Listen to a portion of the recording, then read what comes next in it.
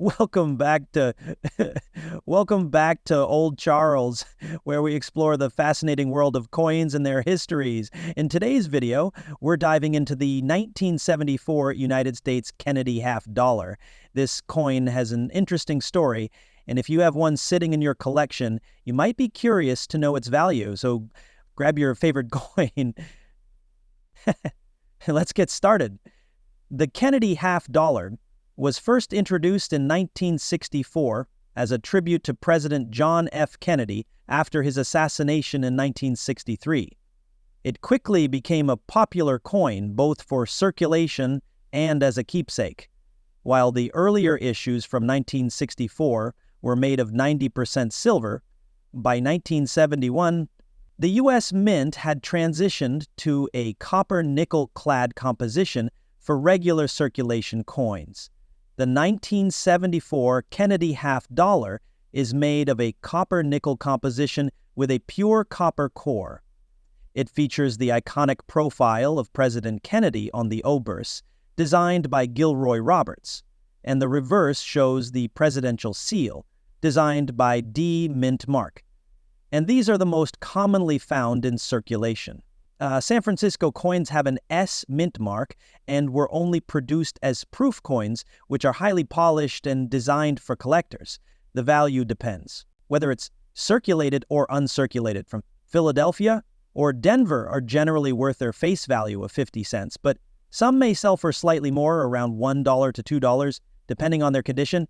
In pristine condition can fetch between $5 and $10, especially if they're certified by a grading service like PCGS or NGC, from San Francisco are more valuable, often selling for $10 to $20 depending on their condition. Now, here's where things get exciting. Error coins. Some 1974 Kennedy half dollars have errors or varieties that make them more valuable to collectors. One notable variety is the 1974 DDDO, a double die obverse. You can spot this error by closely examining the inscriptions such as Liberty or the date for signs of doubling. If you have this variety, your coin could be worth $40 to $50 or more depending on its condition. If you're serious about collecting Kennedy half dollars, here are some tips for mint marks, errors, and overall condition, like a magnifying glass or digital microscope to spot details. Properly in holders or albums to prevent damage, the 1974 Kennedy half dollar is a classic coin with a rich history. Great addition to any collection. Whether you're a seasoned collector or just starting out, always keep an eye out for those rare varieties and pristine examples. Today, we're diving into the fascinating world of the 2005 United States quarter dollar. Whether you're a collector or someone curious about its value, history, and significance, stick around because we've got a lot to uncover.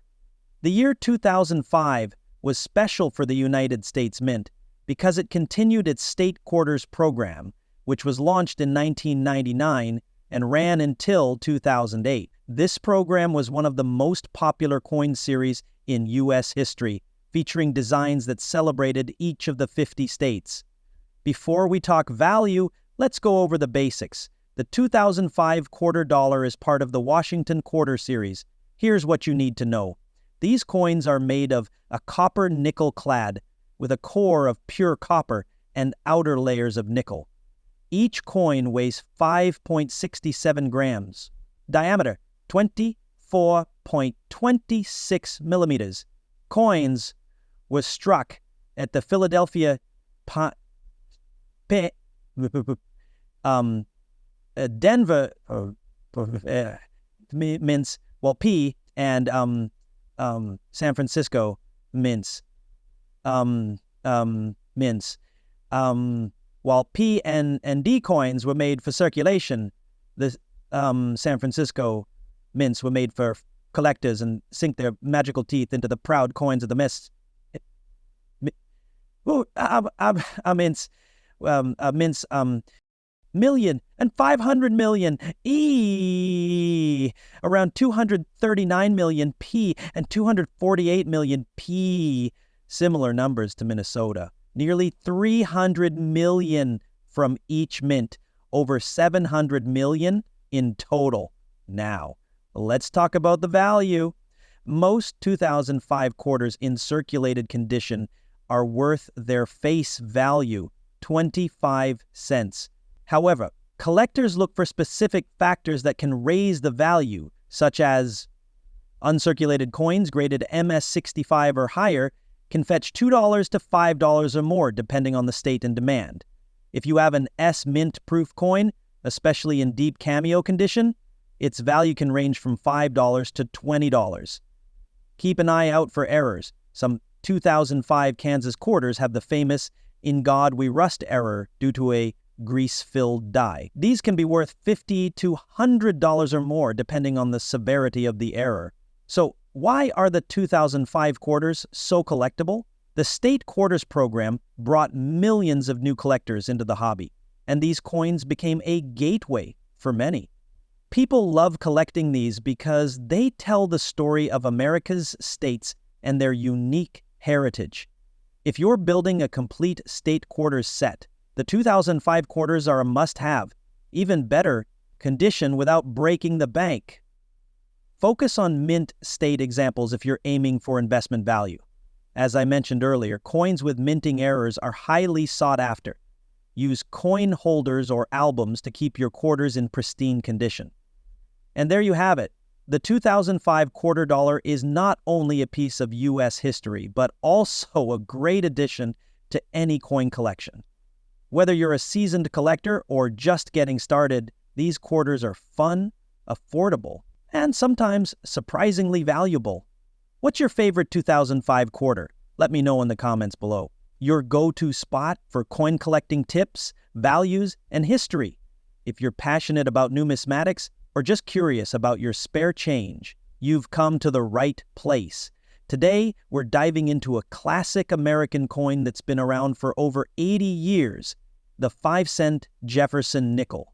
But we're focusing on the 1998 edition, which still holds significance among coin collectors and enthusiasts.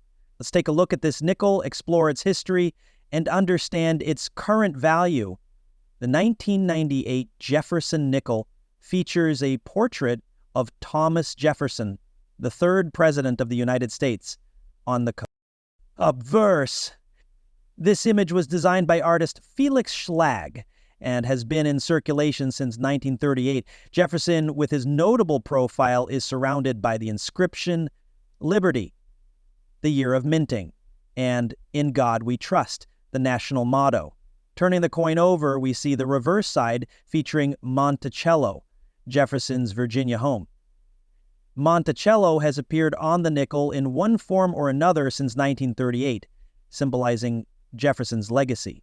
The coin's reverse also reads United States of America, E Pluribus Unum, and 5 cents. E Pluribus Unum, Latin for out of many one, reflects the unity of the United States as a nation formed from many states. Now, let's take a moment to appreciate the coin's physical properties. The 1998 Jefferson Nickel, like other nicks, is made of a blend of 75% copper and 25% nickel, giving it a bright, silvery appearance. It has a smooth edge, which differentiates it from coins like the dime or quarter that have reeded edges. Now that we've explored the look of the 1998 Jefferson Nickel, let's talk about its value. When it comes to the 1998 nickel, its value in circulated condition is about 5 cents, the face value. But if you're lucky enough to find one in mint, scale from 1 to 70, where 70 is a perfect coin and a coin's grade can dramatically affect its value. A 1998 nickel in pristine uncirculated condition could fetch between 50 cents to $1, depending on its grade. For example, a coin graded MS65 or higher might see prices near that $1 mark. While most 1998 Jefferson nickels are fairly standard, certain types of coins, especially those with minting errors or rare characteristics, can carry a premium. Look for nickels with things like double dies, off-center strikes, or unusual toning. coins with unique mistakes can be worth significantly more than their face value, even for relatively modern coins like the 1998 nickel. If you happen to come across a 1998 nickel with an error, it could be worth anywhere from $10 to several $100s, depending on the nature of the error and its rarity. While the 1998 Jefferson Nickel doesn't have the highest value in terms of face value, it's an important piece in the collection of modern U.S. coins. The series itself spans decades, and many collectors like to complete a full set of Jefferson Nickels from each year. The 1998 coin fits perfectly in that journey, offering a glimpse into the late 20th century and the changes in U.S. historical significance and role in U.S. currency. While the 1998 Jefferson Nickel might not be as sought after as other rarer coins, it still holds value for anyone looking to complete their nickel collection or to own a piece of American history. The 1998 Jefferson Nickel is an interesting coin because, while it may not have an extraordinary value, it represents the stability and continuity of U.S. currency. It's a good example of how modern coins hold value in numismatic terms, and it's always a good idea to keep an eye out for those rare errors that make certain coins even more valuable.